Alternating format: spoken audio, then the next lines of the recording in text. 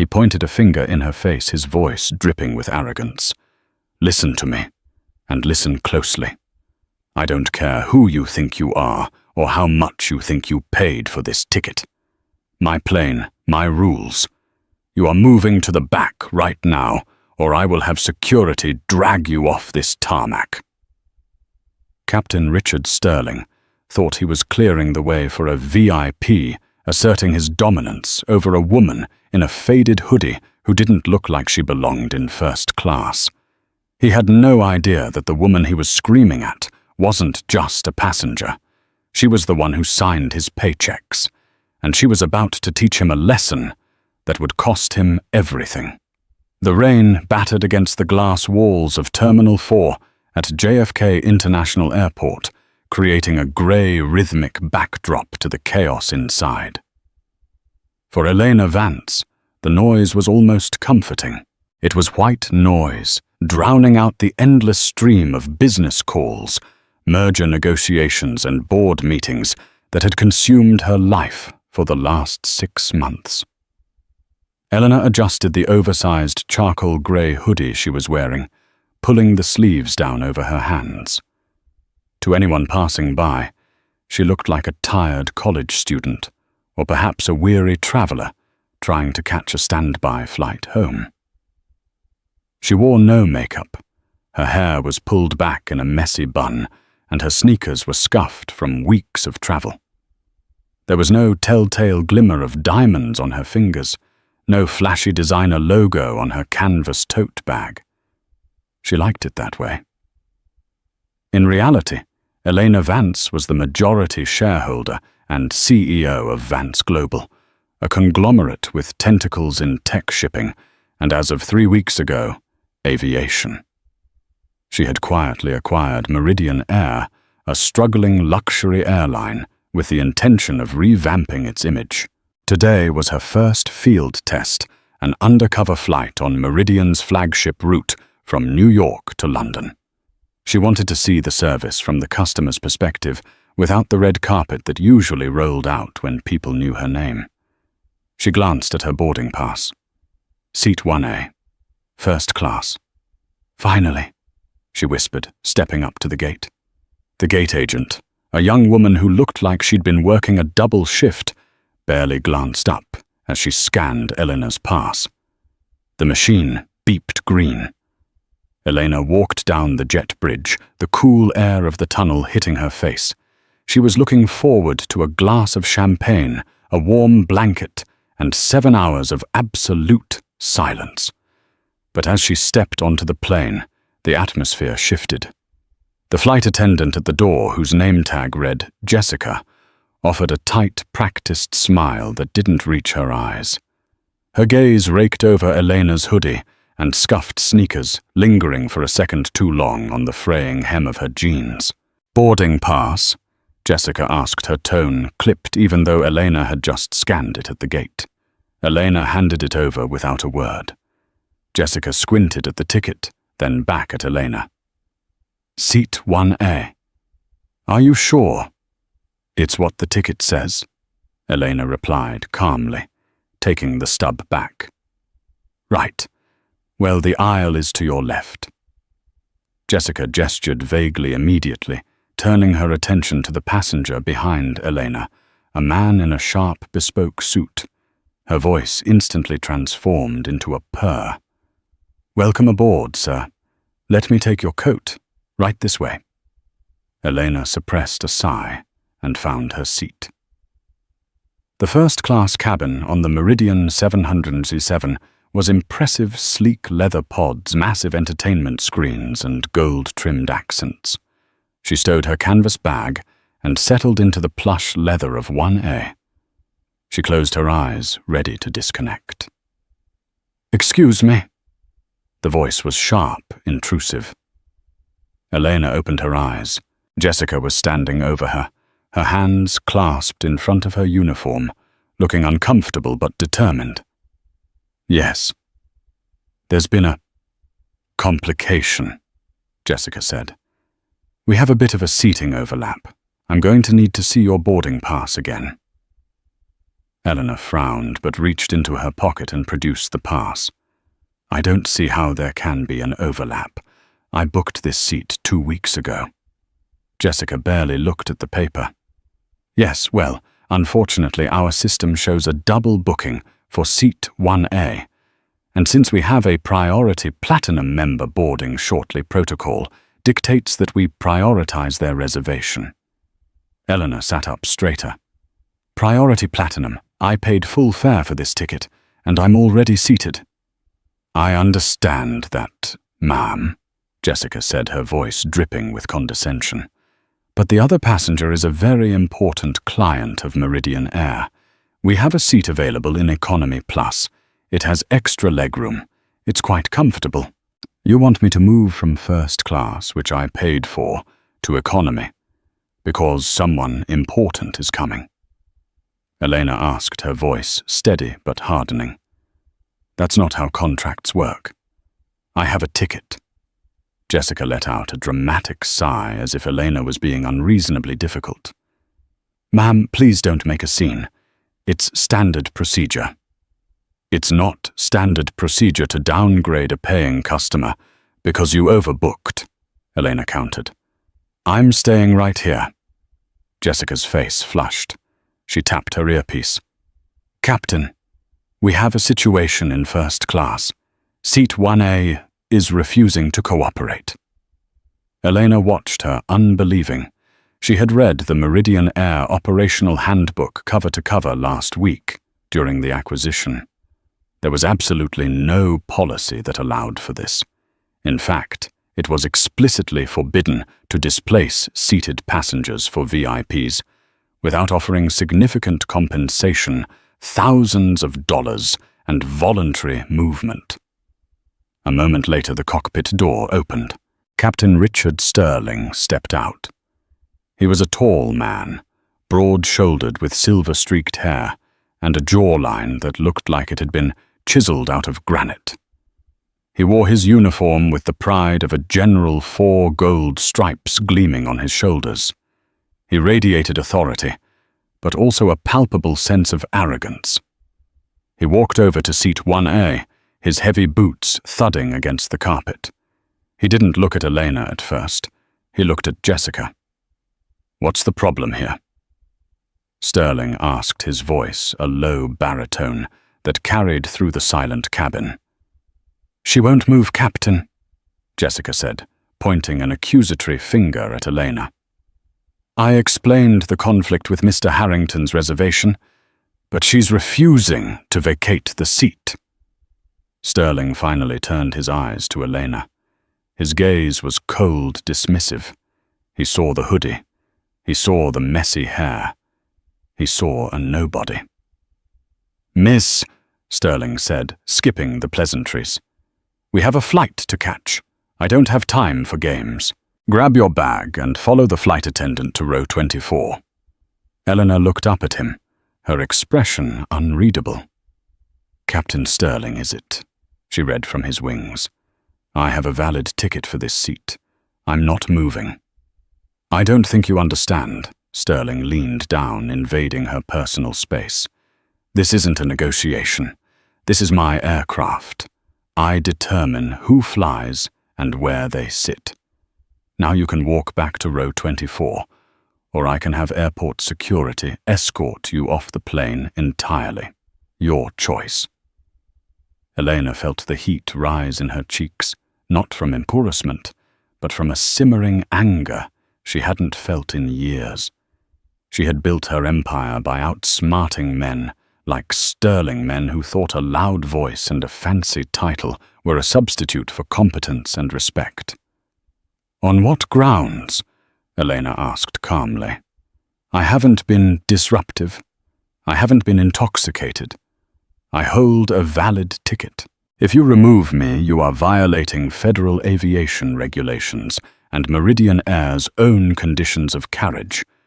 Section 4, paragraph 2. Sterling blinked momentarily, thrown off by her specific citation of the rulebook. But his ego quickly paved over the doubt. He let out a dry, mocking chuckle. A lawyer, he sneered, looking back at Jessica. "We've got a jailhouse lawyer on board. Listen, sweetheart, quoting the rule book doesn't change the reality. The reality is that Mr. Charles Harrington is boarding this plane in 3 minutes. Mr. Harrington is a personal friend of the airline's regional director. He needs privacy. He needs this seat. You, on the other hand..." He looked her up and down with open disdain. "You look like you scraped together your savings for a lucky upgrade. Take the economy seat. Save yourself the embarrassment." "It wasn't an upgrade," Elena said icily.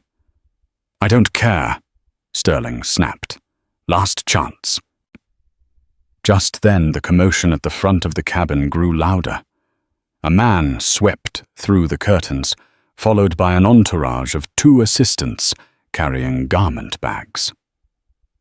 Charles Harrington was everything Elena despised about the corporate world. He was in his 50s, wearing a suit that cost more than most cars, with a face flushed red from too much scotch and too little patience. He was holding a phone to his ear, barking orders. "I don't care about the supply chain. Just fire them if they can't deliver. Cut them loose," Harrington shouted into the phone, ending the call aggressively as he looked around the cabin. He stopped when he saw Sterling, standing by seat 1A. "Richard," Harrington boomed, a fake jovial smile plastering onto his face. "Good to see you, Captain. Hope you're ready to get us to London ahead of schedule. I've got a dinner reservation at the Shard." "Mr. Harrington." Sterling's demeanor changed instantly. He was obsequious, practically bowing. "Always a pleasure. We're just clearing up a minor housekeeping issue." Harrington looked down at Elena, his lip curling. "Is this the issue? Is she in my seat?" "She was just leaving," Sterling said, shooting a glare at Elena that promised retribution if she spoke. Harrington laughed, a wet, unpleasant sound. "Well, chop chop. I need to review some files. And get this." He waved a hand near Elena's hoodie. "This smell out of here. Smells like the subway." The other passengers in first class were watching now. Some looked uncomfortable, burying their faces in magazines. Others looked annoyed at the delay. No one spoke up. Elena looked at Harrington, then at Sterling. She realized that fighting this physically would only result in her being dragged off the plane in handcuffs. That wouldn't serve her purpose. She needed to see how deep this rot went. She needed to see exactly how Captain Sterling treated people he thought were beneath him when he thought no one of consequence was watching. She stood up slowly. "Fine," Elena said. Her voice was quiet, but it carried a weight that made Jessica flinch slightly. "I'll move." Sterling smirked, crossing his arms. "Smart girl. Jessica, get her bag." "I can manage," Elena said, grabbing her canvas tote. She stepped out into the aisle, standing toe-to-toe with Harrington. Harrington didn't even move to let her pass. She had to squeeze by him, brushing against the galley wall. "Make sure you wipe down the seat, Jessica," Harrington quipped loudly as he threw his briefcase onto the seat Elena had just vacated. "God knows where she's been." Sterling laughed. Actually laughed. "Don't worry, Mr. Harrington. We'll take good care of you. Top-shelf service as always." Elena walked down the aisle, the long walk of shame. She passed the business class section, then the partition into economy. The difference was stark. The air was stuffier, the seats smaller. She found row 24. It wasn't even economy plus as promised. It was a middle seat in the standard economy section, sandwiched between a teenager listening to loud music and a mother with a crying infant. Elena sat down, shoving her bag under the seat in front of her. She pulled her phone out. Her hands were trembling, not from fear, but from adrenaline. She opened a secure messaging app and typed a message to her Chief of Operations, Marcus Thorne. Thorn. I'm on flight MA402 to London. There's been a change of plans. Do not, I repeat, do not have the acquisition team meet me at the hotel. Have them meet me on the tarmac at Heathrow. Bring the full legal team, and bring the termination papers for a Captain Richard Sterling. She hit send. Then she opened the camera on her phone. She angled it discreetly towards the front of the cabin, though she couldn't see first class from here. She needed evidence. A few minutes later, the plane taxied to the runway. The intercom crackled to life. Ladies and gentlemen, this is your captain speaking. Welcome aboard Flight 402 to London. We apologize for the slight delay at the gate. We had to handle a minor passenger issue to ensure the comfort of our priority guests. We're number 1 for takeoff. Sit back, relax, and enjoy the Meridian standard of excellence. Elena put her headphones on, but she didn't play music. She sat in the cramped seat, her knees pressing against the tray table, and waited. The flight was 7 hours long. That was 7 hours for Sterling to dig his grave a little deeper, and she was going to hand him the shovel. As the plane climbed to cruising altitude, the seatbelt sign flicked off. The service carts began to roll. Elena watched as the flight attendants moved through the cabin. Jessica, the one from the front, was working the economy cart, now likely demoted to help with the rush. When Jessica reached Elena's row, she didn't offer a drink. She simply leaned in her voice a harsh whisper. "You're lucky the captain is in a good mood. If it were up to me, you'd be blacklisted. Don't press the call button. Don't ask for extras. You sit there and you stay quiet. Got it?" Elena looked up, her brown eyes sharp as flint. "I'll keep that in mind, Jessica. By the way, what is your last name?" "That's none of your business," Jessica snapped, slamming a small bag of pretzels onto Elena's tray table before moving to the next row. Elena smiled. It was a cold, terrifying smile. "It will be," she whispered to herself. 3 hours into the flight over the dark, churning Atlantic, the atmosphere in economy was stifling. The air conditioning seemed to be struggling, leaving the cabin warm and smelling faintly of stale coffee and damp coats. Eleanor shifted in her seat, her back aching. The irony wasn't lost on her.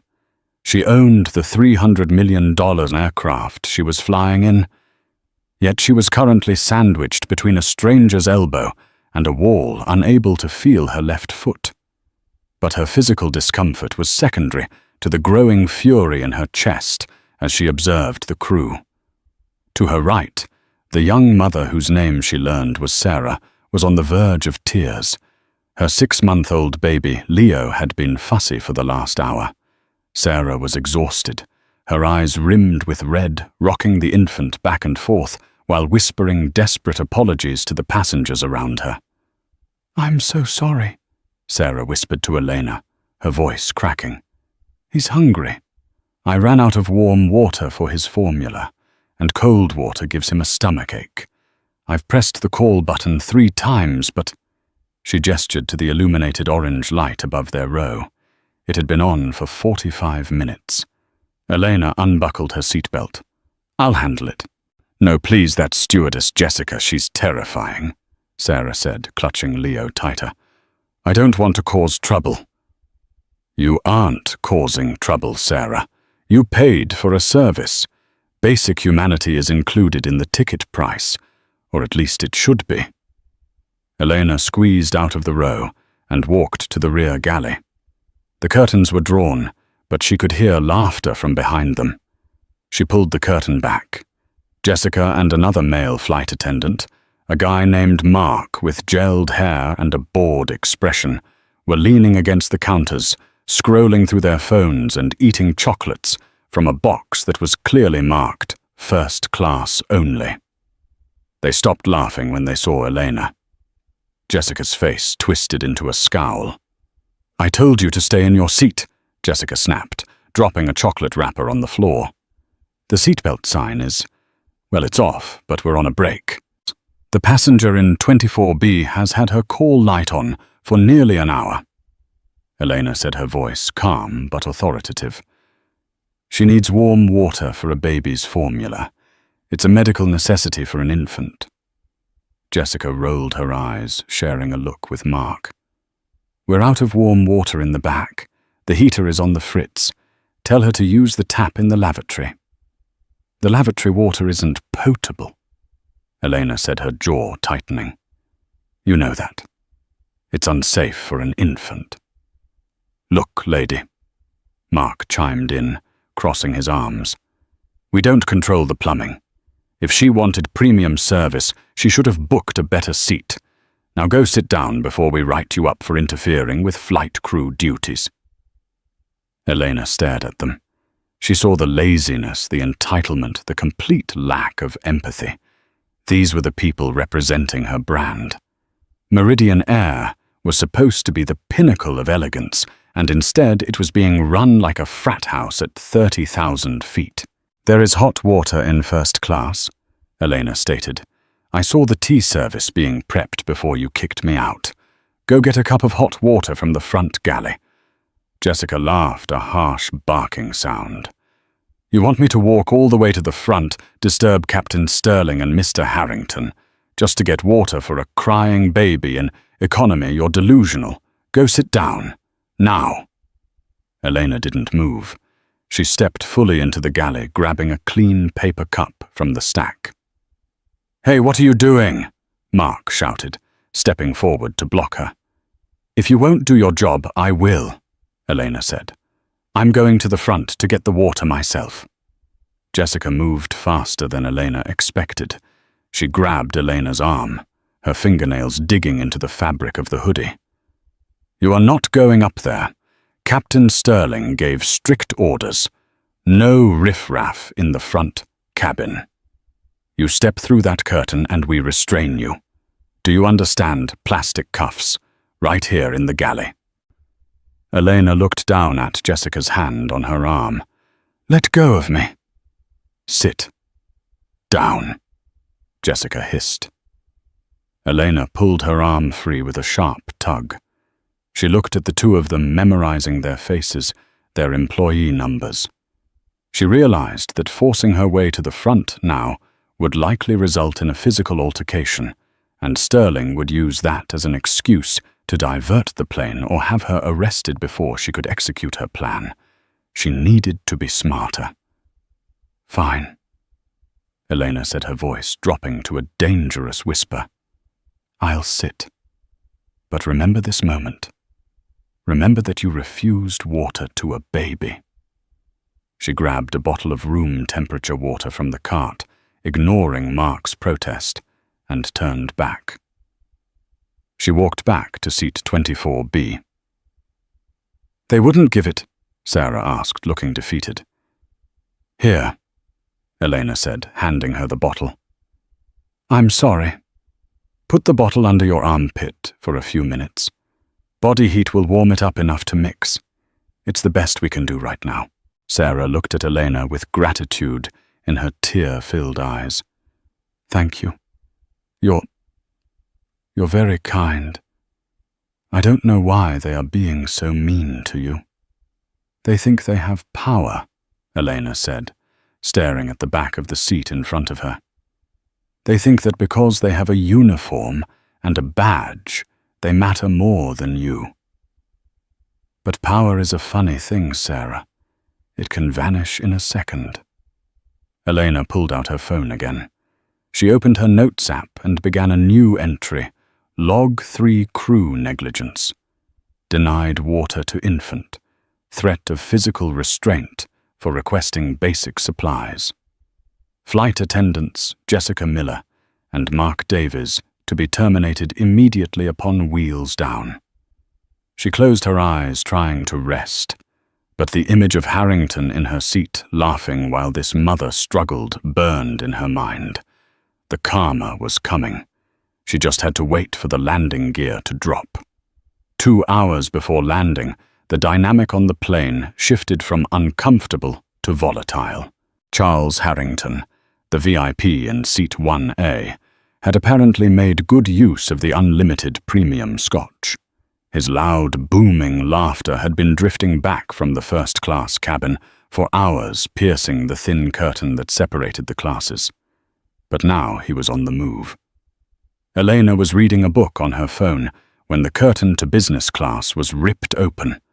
Harrington stumbled through a half-empty glass of amber liquid in his hand. His tie was loosened, his face a deep, blotchy crimson. He wasn't walking with a purpose. He was prowling. "Legs are cramping," he announced to no one in particular, his speech slurring slightly. "Need to walk. See how the other half lives, eh?" He swayed down the aisle of economy, bumping into shoulders and seatbacks. He didn't apologize. He just chuckled. When he reached row 24, he stopped. He peered down, squinting until his eyes locked on Elena. "Well, well, well," Harrington sneered, leaning heavily on the headrest of the seat in front of her, waking up the teenager sleeping there. If it isn't the little stowaway, the seat thief. Elena didn't look up from her phone. "Go back to your seat, Mr. Harrington. You're drunk." "Drunk?" Harrington laughed, splashing a bit of his drink onto the floor. "I'm celebrating. Just closed a deal that's worth more than everyone on this plane combined will make in a lifetime. I can be as drunk as I want. I own this town. I practically own this airline." "You don't own anything," Elena said, finally looking up. Her gaze was steady, piercing. "You're a passenger, just like everyone else." Harrington's smile vanished. He leaned in closer, his breath reeking of alcohol. "You got a mouth on you, girl. I don't like it. You know I did Richard a favor by not having you thrown off back in New York. I could have snapped my fingers and you'd be on a no-fly list." Just then, baby Leo let out a soft whimper. The noise seemed to irritate Harrington instantly. He glared at Sarah. "Shut that thing up," he snapped. "I'm trying to have a conversation." Sarah shrank back, terrified. I'm sorry, sir." "Don't apologize to him," Elena said firmly, unbuckling her seatbelt and standing up. She wasn't tall, but in that aisle she stood like a titan. She positioned herself between Harrington and the mother. "Mr. Harrington, you are harassing passengers. Go back to your seat immediately." "Or what?" Harrington challenged, stepping into her personal space. "You going to make me you and your Walmart hoodie?" "Is there a problem here?" The voice came from behind Harrington. It was Captain Sterling. He had emerged from the cockpit, likely alerted by Jessica that the VIP was wandering. Sterling looked at the scene, Harrington swaying and aggressive Elena standing her ground, the terrified mother. A competent captain would have de-escalated the drunk passenger.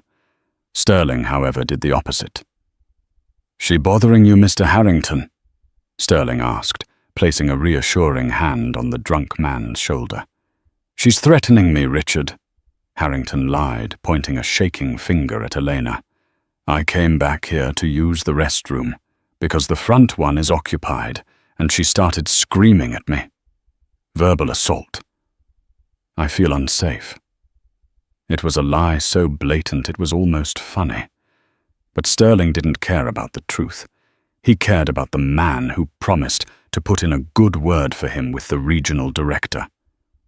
Sterling turned on Elena, his face contorted with rage. "I warned you. I told you specifically not to cause trouble."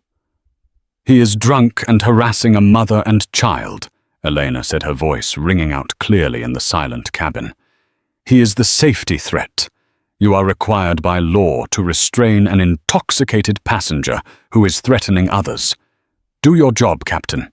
The entire economy cabin was watching now. Phones were raised, cameras recording. Sterling saw the phones, but his arrogance blinded him to the danger. He thought he was untouchable. He stepped closer to Eleanor, towering over her. "You don't tell me my job," Sterling spat. "You have been nothing but a disruption since you stepped on this plane. You refused a direct order to move seats. You tried to force your way into the galley, and now you're assaulting a VIP guest." "Assaulting?" Elena raised an eyebrow. "I haven't touched him." "It's your word against his," Sterling said, a cruel smirk playing on his lips. "And his word is gold. Yours is worthless." Sterling pulled a pair of plastic flex cuffs from his pocket. He had evidently brought them with him, anticipating a fight. "Turn around," Sterling ordered. "I'm placing you under arrest for interfering with a flight crew and endangering flight safety." The cabin gasped. "You're making a mistake," Elena said softly. She didn't resist, but she didn't turn around. "A mistake that will end your career." "Turn around," Sterling shouted, grabbing her shoulder and spinning her. He wrenched her wrists behind her back and zip-tied them tight. The plastic bit into her skin. "Jessica!" Sterling yelled. Jessica appeared instantly, looking gleeful. "Take Mr. Harrington back to first class. Get him another drink." "On the house," Sterling ordered. Then he shoved Elena down into her seat. "As for you, you stay there. I'm radioing Heathrow police. They'll be meeting us at the gate. You're going straight to a cell." Harrington laughed as he was led away. "Enjoy jail, sweetheart. Maybe they'll give you a better outfit." Sterling leaned down one last time, his face inches from Elena's. "You picked the wrong person to mess with. You're a nobody. Remember that." He turned and marched back to the cockpit, slamming the curtains shut. Elena sat in the cramped seat, her hands bound behind her back. Her shoulders ached, and the humiliation was burning her skin. Sarah was crying silently beside her, terrified. "I'm so sorry," Sarah whispered. "This is all my fault." Elena took a deep breath, forcing her heart rate to slow. She looked at Sarah and offered a small, calm smile. "It's not your fault, Sarah, and don't worry about me." Elena looked at the back of the seat, where she had tucked her phone. It was still recording. "He thinks he's radioing the police," Elena whispered more to herself than anyone else. "But he just radioed his own executioner." She shifted her position, wincing as the cuffs dug in. She had about 90 minutes left of this nightmare. But when those doors opened at Heathrow, the power dynamic was going to shift so violently that Captain Sterling wouldn't even know what hit him until the ground was rushing up to meet him. "Just wait," she whispered. "Just wait." The descent into London Heathrow was turbulent, the plane buffeting against layers of thick grey clouds that seemed to mirror the mood inside the cabin. For the last 90 minutes of the flight, Eleanor Vance had sat in silence, her hands still bound tightly behind her back with the plastic flex cuffs. The circulation to her thumbs was beginning to cut off, sending sharp pins and needles shooting up her arms. But she refused to complain. She refused to give Captain Sterling the satisfaction of hearing her whimper. Beside her, Sarah had finally managed to get baby Leo to sleep, but the young mother was vibrating with anxiety. She kept glancing at Elena's bound wrists, then up at the call button, terrified that the crew might return. "You don't deserve this," Sarah whispered, her voice barely audible over the roar of the engines. "I recorded it. I recorded everything he said to you. If you need a witness, I'll give them the video." Elena turned her head, offering a tired but genuine smile. "Keep that video safe, Sarah. You might be the most important person on this plane when we land." The intercom chimed. Captain Sterling's voice filled the cabin, smooth and dangerously confident. "Ladies and gentlemen, we are beginning our final approach into London Heathrow. We expect to be on the ground in 15 minutes. I'd like to apologize once again for the disturbance in the economy cabin earlier. At Meridian, air safety is our top priority, and we have zero tolerance for unruly passengers who threaten our VIP guests. Local authorities have been notified and will be meeting the aircraft to handle the situation. Please remain seated until the seatbelt sign is turned off." A ripple of murmurs went through the economy cabin. People were craning their necks to look at Eleanor. Some looks were sympathetic, realizing the injustice they had witnessed. Others, those who hadn't seen the confrontation, looked at her with suspicion, buying into the captain's narrative that the small woman in the hoodie was a danger to the flight. As the wheels touched down on the wet tarmac with a screech of rubber, Eleanor felt a strange sense of calm settle over her. The game was almost over. The plane taxied for what felt like an eternity. Usually, first-class passengers would be up and gathering their bags before the plane even came to a complete stop. But today, the crew was blocking the aisles. "Ladies and gentlemen, please remain seated," Jessica announced, standing at the front of the economy section like a prison warden. "We are waiting for police to board the aircraft to escort a passenger off." Through the window, Elena saw the flashing blue lights of police cruisers reflecting off the wet pavement. But behind the cruisers, she saw something else. 3 black SUVs with tinted windows parked right next to the jet bridge stairs. Sterling clearly didn't notice the SUVs. He only saw the police. The cabin door opened. 2 Metropolitan Police officers stepped onto the plane, their yellow, high-visibility jackets stark against the muted tones of the aircraft interior. Captain Sterling was there to greet them, his hat tucked under his arm, his chest puffed out. "Officers," Sterling said, shaking the lead officer's hand. "Thank you for coming so quickly. The suspect is in seat 24B. I've already restrained her. She was verbally abusive, threatened a high-profile client, and refused crew instructions. I want to press full charges for endangering a flight." "Understood, Captain," the officer said, his face professional and stern. "We'll remove her immediately." Sterling led the officers down the aisle, marching past the business-class passengers who were watching with morbid curiosity. When they reached row 24, Sterling pointed a gloved finger at Elena. "That's her," he said, his voice dripping with disdain. "Get her off my plane." The officer looked at Elena. He saw a small woman, exhausted, dressed in a hoodie, with her hands bound behind her back. He looked at Sarah, clutching the baby next to her. It didn't look like the scene of a violent crime, but the captain's word was law in the air. "Miss," the officer said, reaching for Elena's arm. "You're under arrest. Come with us quietly." Eleanor stood up. Her legs were stiff. She didn't struggle. She let the officer guide her into the aisle. As she was marched toward the front of the plane, she passed Harrington in 1A. He was gathering his things, looking smug. "Bye-bye, trouble," Harrington jeered, raising a glass of champagne in a mock toast. "Hope you like prison food."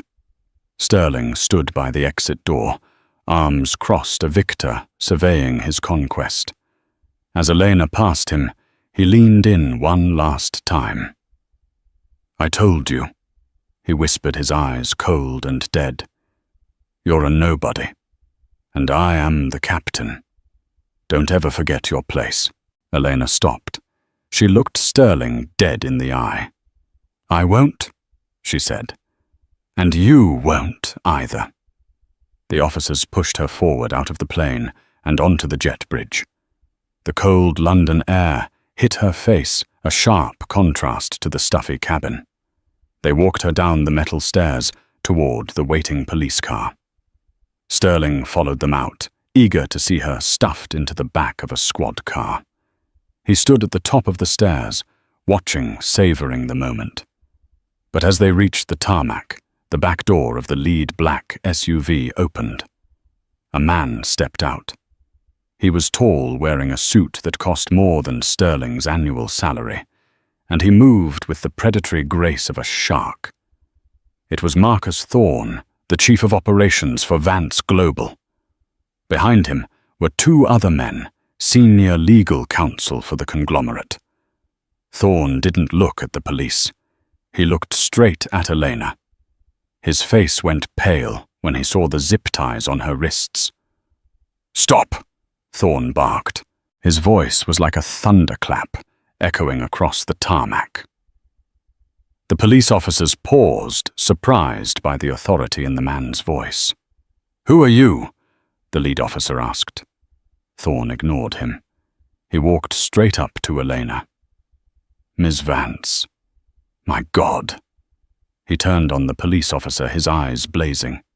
"You have exactly 3 seconds to cut those restraints off her wrists before I have your badge and a lawsuit filed against your department that will bankrupt this precinct." The officer blinked. "Sir, this is a suspect in a flight safety incident. Captain Sterling ordered her arrest." "Captain Sterling," Thorne spat the name like it was poison, "is an employee. She," he gestured to Elena, "is the owner of the airline." Silence descended on the tarmac, heavier than the fog. The police officer looked at Thorne, then down at Elena in her scruffy hoodie, then back at Thorne. "The owner—" "Cut them off," Elena said. Her voice was no longer quiet. It was the voice that had commanded boardrooms across 3 continents. The officer hesitated, then pulled out a multi-tool and snipped the plastic cuffs. Elena rubbed her wrists where angry red welts had formed. She winced, but the pain only sharpened her focus. Up on the metal stairs of the jet bridge, Captain Sterling was watching the scene unfold with confusion. He couldn't hear what was being said, but he saw the police release her. He saw the man in the suit bowing his head to her. "What is going on down there?" Sterling shouted from the stairs. "Officer, why are you releasing her? I said arrest her." Eleanor looked up at the stairs. She adjusted her hoodie, pulled her shoulders back, and walked toward the stairs. Thorne and the legal team fell in step behind her, a phalanx of power.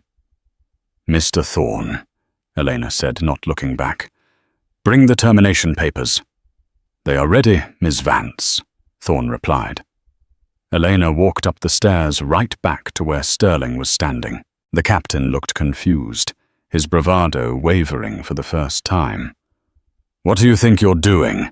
Sterling demanded as she reached the top platform. "Get back in the police car." Elena ignored him. She stepped past him back into the aircraft. "Excuse me," Sterling yelled, grabbing her shoulder. Thorne intercepted his hand before it could touch her again. Thorne's grip was iron. "Touch her again, and you will leave this airport in a stretcher. Do you understand?" Sterling recoiled, shocked. "Who the hell are you?" "I'm the man who signs your checks," Thorne said. "Or rather, I was." Elena walked into the first-class cabin. Harrington was still there, struggling to zip his bag, annoyed by the delay. Jessica and Mark were standing by the galley, looking out the window, confused by the commotion. Elena stood at the front of the cabin. She turned to face the crew and the first-class passengers. "Ladies and gentlemen," Elena announced. Her voice wasn't loud, but it commanded absolute silence. "Can I have your attention, please?" Harrington looked up, his face flushing red. "You again. Why aren't you in handcuffs?" "Because," Elena said, looking at him with a mix of pity and disgust, "you can't arrest the person who owns the plane." Harrington froze. "What?" Elena reached into her tote bag, the canvas one Sterling had mocked, and pulled out a sleek black leather folder. She opened it and held up the acquisition documents, stamped with the official seals of the Aviation Authority. "My name is Eleanor Vance," she said, "CEO of Vance Global, and as of 3 weeks ago, the new owner of Meridian Air." You could hear a pin drop. Jessica's face drained of color. She grabbed the galley counter to steady herself. Mark dropped the magazine he was holding. Sterling, who had followed them back onto the plane, stood in the doorway, his mouth agape. "Vance, no. You're wearing a hoodie." "I am." Elena said, turning her gaze to him. I wanted to see how my employees treat people when they think no one important is watching, and I found out. She walked over to Sterling. The height difference didn't matter anymore. She loomed over him emotionally. Captain Richard Sterling, she said, her voice steady and cold. You violated federal aviation regulations by removing a seated passenger without due cause. You failed to intervene when a passenger was harassing a mother and child. You falsified a police report claiming I was the aggressor, and you physically assaulted your employer. Sterling stammered, sweat breaking out on his forehead. Miss Vance, I didn't know. If I had known it was you, that is exactly the point. Eleanor shouted, her voice finally cracking with the rage she had held back for 7 hours. If you had known it was me, you would have treated me like royalty. But because you thought I was poor, because you thought I was weak, you treated me like garbage. You judged a book by its cover, and you burned the library down. She held out her hand. Thorne slapped a document into it. This is a formal notice of termination, Eleanor said, shoving the paper against Sterling's chest. You are barred, effective immediately. You are stripped of your rank. You will not fly for Meridian Air, and I will personally ensure that the report I file with the FAA regarding your conduct today makes it impossible for you to ever sit in a cockpit again. Sterling looked at the paper, his hands shaking. You can't do this. I have 20 years. Get off my plane, Elena said softly. But, get off my plane, she screamed. Sterling flinched. He looked around the cabin. His crew looked away. The passengers were staring. He was stripped bare. He turned, clutching his termination letter, and walked off the jet bridge. His shoulders slumped, a broken man. Eleanor turned to the galley. Jessica was crying now, mascara running down her cheeks. Mark was staring at his shoes. Jessica Miller. Mark Davies. Elena listed their names from memory. You denied water to a hungry infant. You mocked a passenger. You abused your power because you were too lazy to do your jobs. Please, Miss Vance, Jessica sobbed. I need this job. I have rent. Sarah in seat 24B needed water. Eleanor countered. She needed help. You gave her scorn. Hand over your badges. Miss Vance, badges now. Trembling, Jessica and Mark unpinned their wings and handed them over. Escort them off, Eleanor said to Thorne, and make sure they don't take any company property. Finally, Elena turned to seat 1A. Charles Harrington was pale, but his arrogance hadn't fully evaporated. He tried to laugh it off. Well, Miss Vance, quite a show. Look, I'm a businessman. I understand stress. Maybe I had a bit too much to drink. Let's not let this affect the contract between our companies, eh? Elena smiled. It was the scariest look anyone had seen on her face yet. Mr. Harrington, do you know why I was flying to London? I was coming to sign the final supply chain agreement with Harrington Logistics. Harrington's eyes widened. Yes, exactly. $100 million contract. We're partners. Not anymore, Eleanor said. She pulled out her phone and dialed a number on speaker. Connect me to legal, she said. Yes, Miss Vance, a voice answered. Cancel the Harrington deal. Invoke the morality clause. The CEO just publicly disgraced himself and harassed passengers on a Meridian flight. I want the contract shredded. Understood, Miss Vance. Terminating now. Harrington stood up, panic setting in. You can't do that. That deal is my company's entire Q3 projection. If you pull out our stock, we'll tank. You should have thought about that before you demanded my seat, Eleanor said. You wanted to know how the other half lives, Charles. Well, now you're going to find out.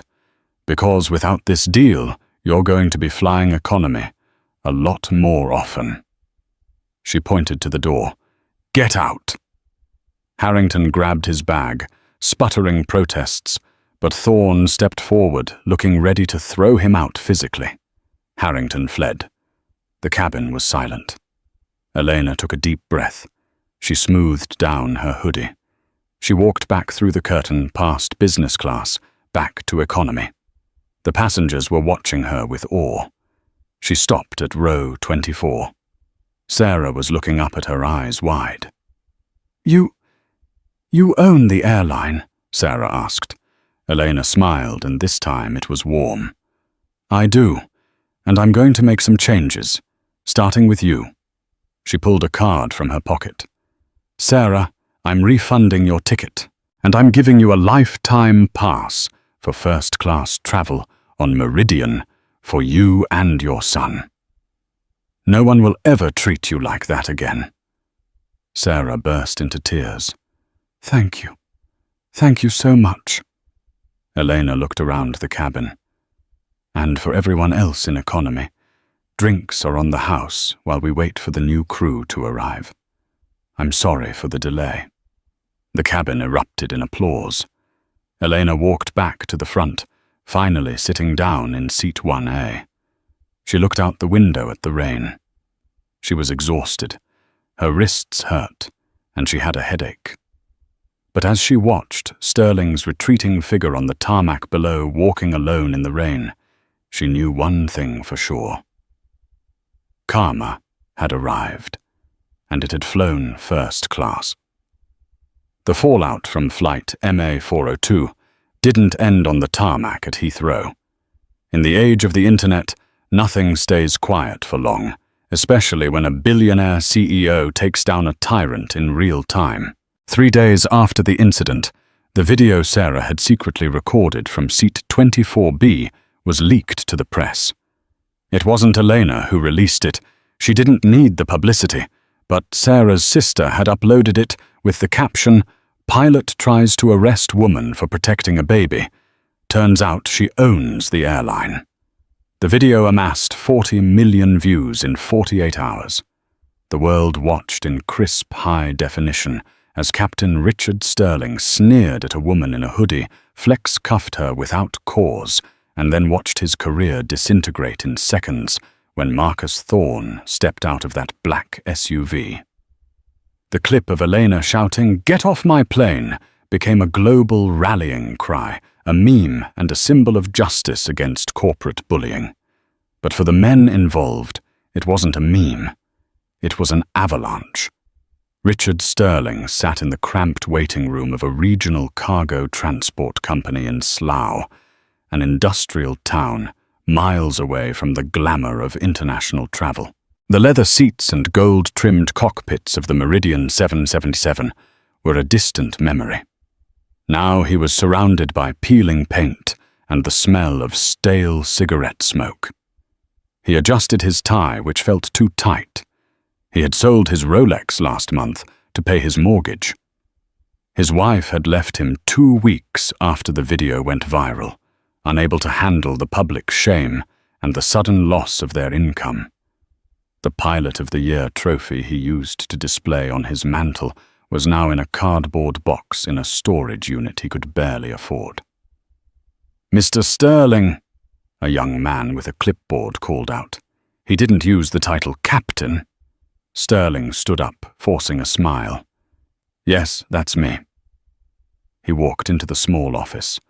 The hiring manager, a gruff man named Henderson, had Sterling's resume on his desk. He also had a tablet open, playing a video. Sterling recognized the audio immediately. It was his own voice screaming at Elena. Henderson looked up, his expression unimpressed. "You've got thousands of flight hours, Sterling. You're rated for heavy jets. Technically, you're overqualified to fly cargo crates of frozen fish to Norway in a propeller plane. I just want to fly Mr. Henderson." Sterling said, his voice humble, lacking the booming arrogance it once held. "I'm willing to start at the bottom." "The problem," Henderson said, tapping the tablet screen, "is that we're a small company. We rely on trust. And the FAA report on your license, it's ugly, Sterling. Gross abuse of authority. Endangerment of passengers. The Aviation Authority suspended your commercial transport license for a year, and even now that you're applying for cargo, nobody wants the liability." Henderson closed the folder. "I can't hire you, Sterling. My insurers won't allow it. And frankly, after seeing how you treated that mother and baby, I don't want you in my skies." Sterling sat there, the rejection hitting him like a physical blow. "Please. I have nothing left." "You should have thought about that before you put those cuffs on her," Henderson said, echoing Elena's words. "Good luck, Mr. Sterling. Show yourself out." Sterling walked out into the grey drizzle of the parking lot. A Meridian Airjet roared overhead, climbing into the clouds, banking toward a destination he would never see again. He watched it go, the realization finally settling in that his wings were clipped forever. Across the ocean in New York, the karma had hit Charles Harrington with financial violence. When Elena Vance cancelled the Harrington Logistics contract, it triggered a domino effect. The morality clause she invoked was public record. Investors spooked by the sudden loss of their biggest client, and the viral video of their CEO drunkenly harassing a woman began to sell off their stock. Harrington had tried to do damage control. He went on talk shows claiming the video was edited, claiming he was the victim. It backfired spectacularly. Every time he opened his mouth, the stock dipped lower. 2 months after the flight, the board of directors held an emergency meeting. Harrington walked into the boardroom, expecting to bully them into submission, just like he used to. Instead, he found the room silent. "Charles," the chairman said, not looking him in the eye. "We've voted. You're out." "You can't fire me," Harrington roared, slamming his fist on the table. "I built this company." "And you destroyed its reputation in one flight," the chairman replied calmly. "We're filing for Chapter 11 bankruptcy protection to restructure. The first step of that restructuring is your removal. Security is waiting to escort you out." Harrington was led out of his own building past the employees he had screamed at for years. None of them looked sad to see him go. As he stood on the sidewalk clutching a box of his personal effects, a taxi splashed a puddle of dirty water onto his bespoke suit. He looked around for someone to yell at, but there was no one left who cared to listen. While the villains of the story faced their downfall, Eleanor Vance was busy rebuilding. She didn't just fire the bad apples, she replanted the orchard. She overhauled Meridian Air's entire training program. The new motto plastered on the wall of the headquarters was simple humanity first. Service training now included mandatory empathy workshops. The VIP culture was dismantled. First class was still luxurious, but the rule was strict. Every passenger from seat 1A to 34E was a guest to be honored. 1 year later, Elena stood in the hangar of JFK, preparing to christen the newest plane in the fleet. It was a beautiful, gleaming aircraft. A crowd of employees and press had gathered. Elena took the microphone. She wasn't wearing a hoodie today. She was in a sharp, tailored suit, but she wore the same scuffed sneakers she had worn on that fateful flight, a reminder to stay grounded. "We learned a hard lesson a year ago," Elena told the crowd.